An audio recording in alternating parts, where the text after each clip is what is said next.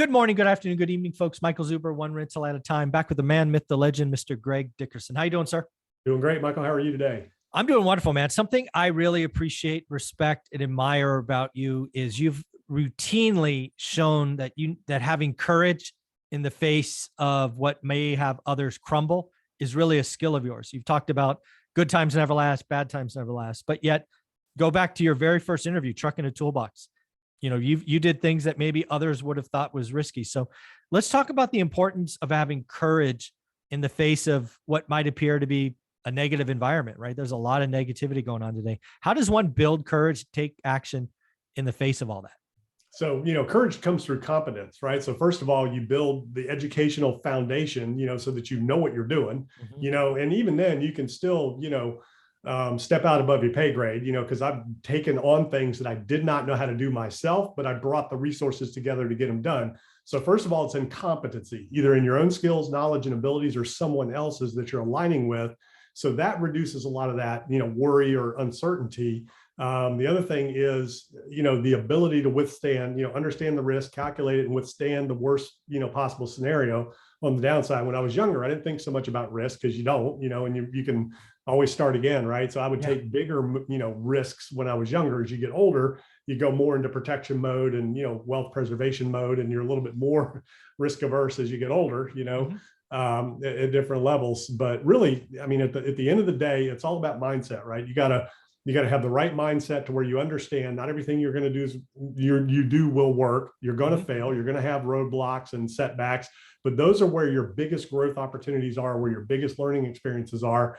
So the key is right foundation first, surround yourself with the right resources, and that gives you the confidence to get out there and take action. But, before all that, you got to figure out what it is you want, right? That's the hardest thing to do. Figuring out what it is you want to do, is what creates the desire that ultimately leads to the action. That's how it works. That is awesome. So I think it's fair to say that we probably have at least 2 years ahead of us that are going to be harder than the last 2 years. I don't think that's a stretch.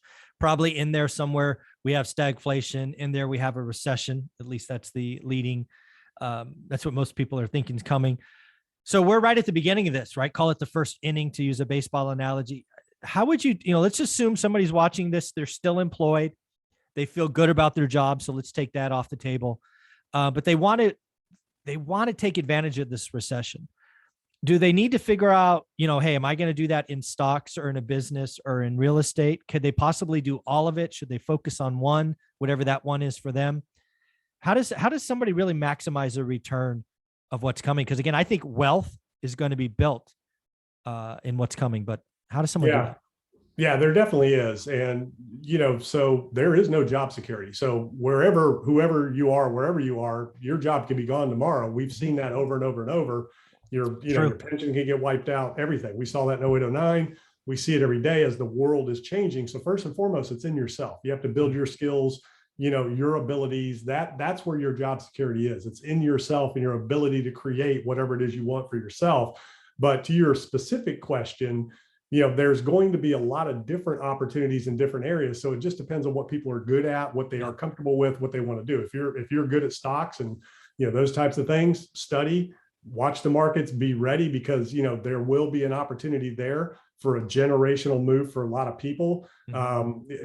Just like we saw in 08, 09, just like we saw in March of 2020, and, that moment is coming. Cryptos, that's a different animal. You got to be real careful because that's going through a transformation right now. A lot of stuff's going away. A lot of stuff's cracking, in that space right now. A lot of people are losing a lot of money there, just like the markets, but 10x over here, in terms of like these DeFi protocols and stuff like that, where people's assets are getting frozen and they can't get them. Crazy. Yeah.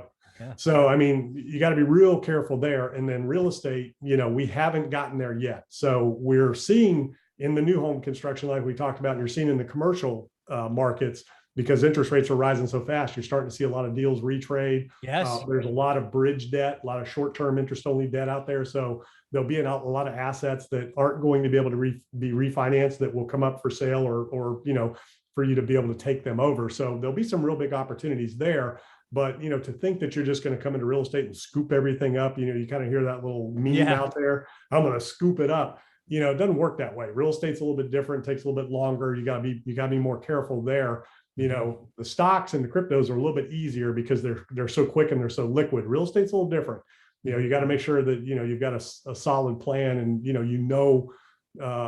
what you're doing there. And, you have the ability to, to react and be more nimble. The biggest thing we don't know, what's lying underneath the surface. So 2008 and 9, nobody knew. I mean, a few people maybe, but nobody knew what was going to happen with the banks. We're in a situation now, as the dominoes continue to fall and the shocks reverberate under the system, what could happen? We don't know. Credit markets could fail, which could trigger a bank situation. We don't know. So we're a little early in all of this yet to really, understand where's the bottom in the markets, where's the bottom in cryptos, where's the bottom in real estate. We're early yet. We need to see how this evolves throughout the rest of the year. And if something cracks that creates a systemic reverberation throughout the, macro economy globally. Yeah. This is what I would tell someone. Again, please disagree with me if you do, which I know you will. But what I would tell someone, right? They have a full-time job, family responsibilities.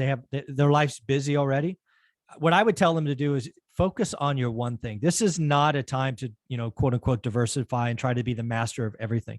If you're a if you want to get a shopping list and figure out what companies to buy, that generational wealth coming, great, do that. Focus there, right? Take your extra hour, 2 hours, 10 hours a week, whatever it is, double down on that. If it's real estate, if it's whatever it is for you, time to double down. And what that means is ignore other things. I see so many investors in my comments from video to video, because we have different millionaires every day.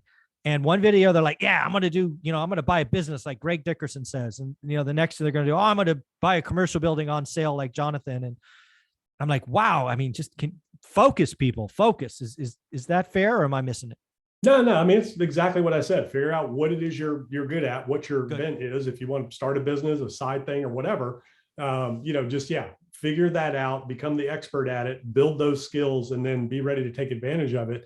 There's just so much information out there and so many different things, it's hard for people to kind of figure out what it is they want. So that goes back to what we said a minute ago. First thing is figure out what it is you want, figure out what you're good at. What are your natural gifts, abilities, talents, resources, double, triple, quadruple down on that and get after it, because there are going to be some big opportunities that, that always come through these things. When you get a reset, like we're getting, that's where your biggest opportunities can come from. And, it's been easy. The last number of years has been really easy. Values, especially the last 2 years, values have just gone way up. Yeah. Rents have gone up higher and faster than anybody ever thought could ever happen.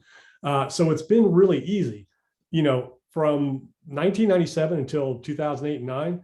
I mean, everything was easy. I mean, we were, benefit of, easy money, easy loans, all of that. People would say, oh man, everything you touch turns to gold. I was like, no, I was in the right place at the right time.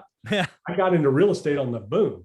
That's all it was. I educated myself. I took action and, I took advantage of it, but it wasn't because I was some genius. I was just in the right place at the right time.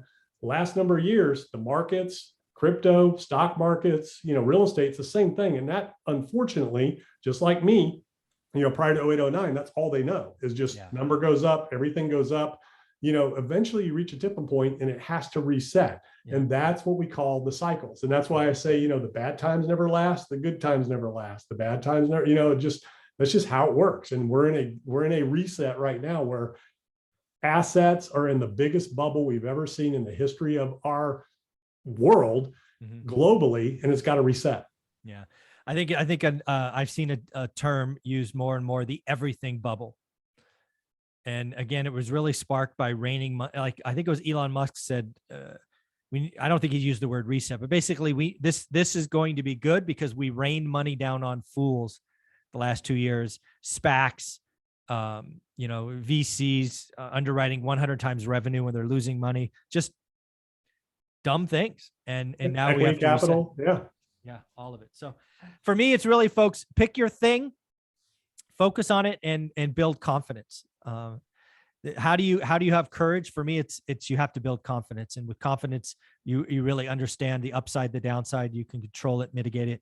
So focus, declare, focus, and then build confidence for me. Any closing thoughts? And then where can people find you? Yep. Confidence comes from competence. So you have to build your competency first, which creates confidence, which leads to action. That's it. There you go. And they can find you? gregdickerson.com. That's where all my info is. Go check it out. Thanks, buddy.